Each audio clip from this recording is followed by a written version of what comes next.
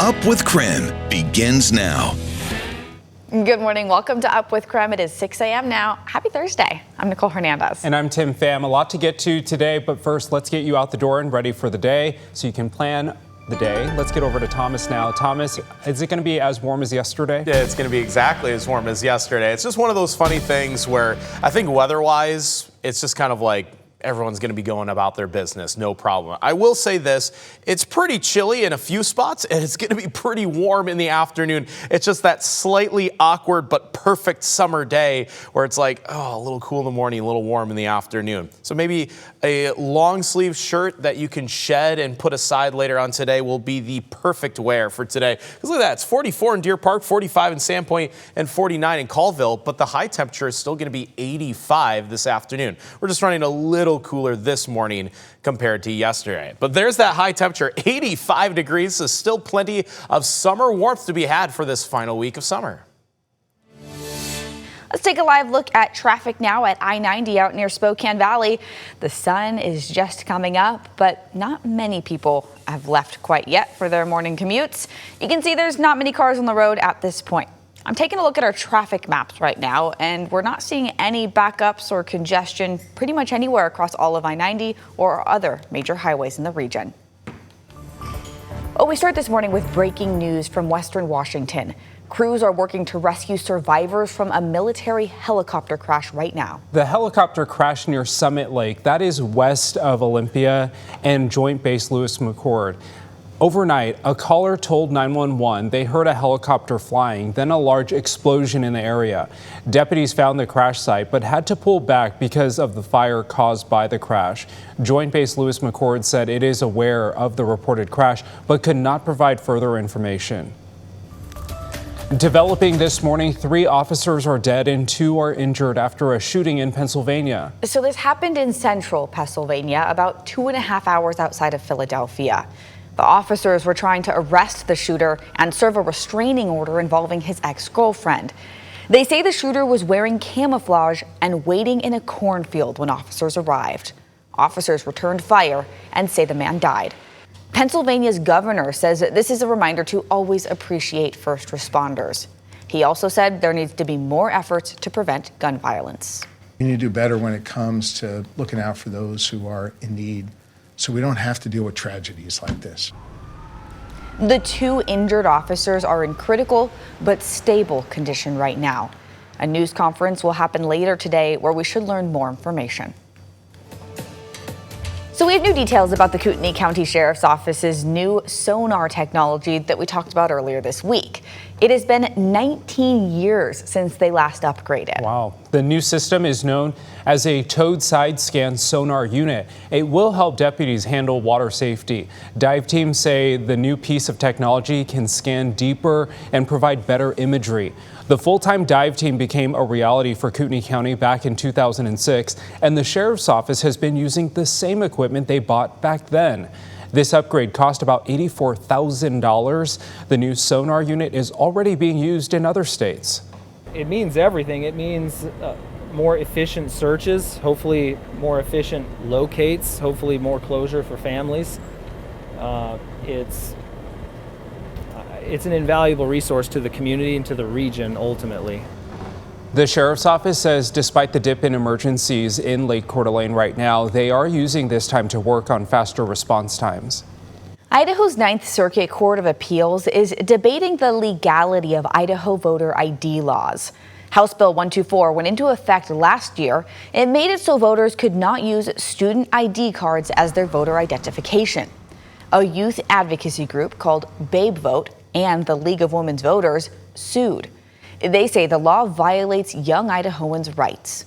A district judge ruled the law is constitutional, a decision the Idaho Supreme Court upheld. Now, judges are questioning the Attorney General about the evidence supporting these laws. What evidence of fraud was there with respect to student IDs? We haven't been able to detect, we haven't detected yet any evidence of it actually happening. But So fraud was imagined as a possibility, but there was no evidence of fraud using student ID?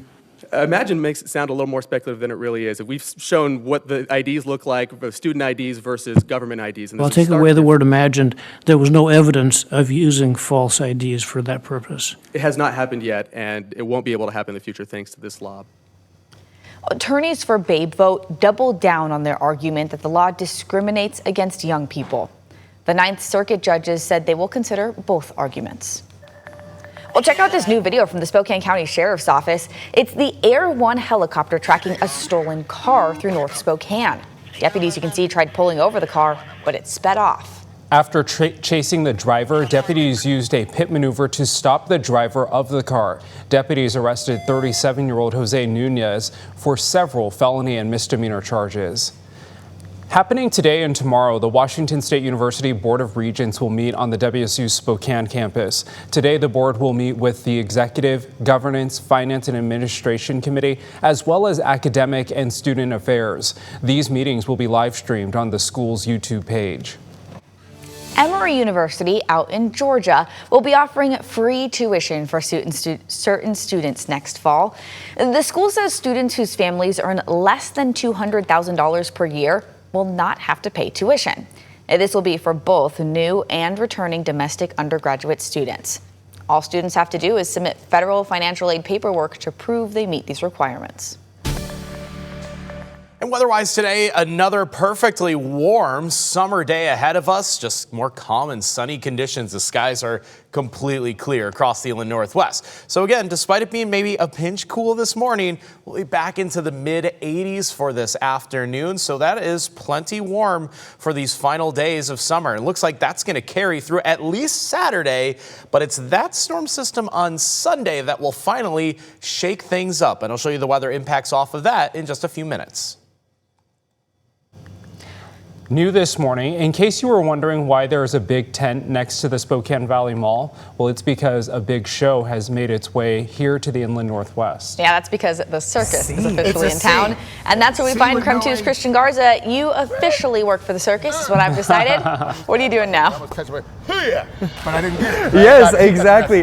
Good morning, Tim and Nicole. It is right. Mr. Edge here has actually said that I can join the circus tonight. And so I'm here with Mr. Edge. He's the pre-show host for Venardo Circus. Good morning, Mr. Edge. Good morning, Mr. Christian. How are you doing this morning? I am on top of the world with my feet dangling off like this. You know why? Just like why? Because the Venardo Circus is right here at the Spokane Valley Mall for 2 whole weeks, baby. 2 whole weeks, baby. And also, it's the first time you guys are in Spokane, right? Yes, sir. Oh, super exciting. A bunch of firsts. It's the first time I'm in kind of a circus skirt, if you will. It's like a kind of a hula, if you will, right? Those are hipster nets. Those are hipster nets. Hipster nets. Because Excuse we're me in my the verbiage. land of the hipsters, right? You know what Pacific I mean? Northwest, you actually Pacific are correct. Northwest. Exactly. Listen, I do my homework, all right? Now, what Okay. those are for, that's Yes. an alternative way of juggling right here. Okay. And that is an alternative way of catching. Christian, are you ready to catch a juggling ball in an alternative fashion in 3, in 2, in 1? Christian Oh, is gosh. on. No, oh. Christian Wait, is hold- in there.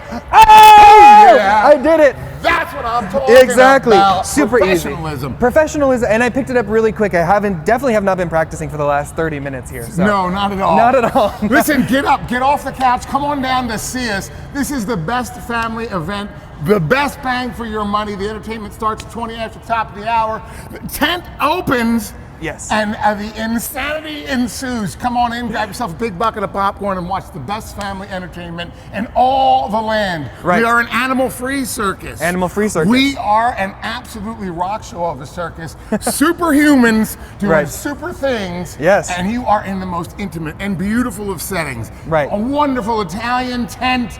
500 seats. There's not a bad seat in the house. Not a bad seat. It's It is amazing. Very. Who needs coffee when you have Mr. Edge singing in your ear? Exactly. It does. Tonight is opening night for everybody. Like Mr. Edge said, you guys, they're going to be here for 10 days. So they're not leaving until September 28th. So you have plenty of time to come on and hang out with Mr. Edge and everyone else who's the amazing acts that they have here. And we're actually going to still preview a lot of them coming up this morning. So, you know, we're going to be hanging out with Mr. Edge for a little bit though. And maybe, I don't know, he'll put me in a different getup for the different. I'm not sure. See if you can do it again. Oh gosh. Okay. Hang on, not While that I'm doing that, one. we're I gonna don't send it. think so. We're gonna send it back to you guys in the Give it back studio to though. you. First. Oh, we got a lot more to talk about. That's impressive. Way to go. Oh my gosh, that was incredible. Well, today is day one of the 54th annual Deutsche Fest in Odessa. The festival website shows that it starts tonight at 5 o'clock. There's going to be music, art, vendors, and even some competitions. The fest runs until Sunday afternoon.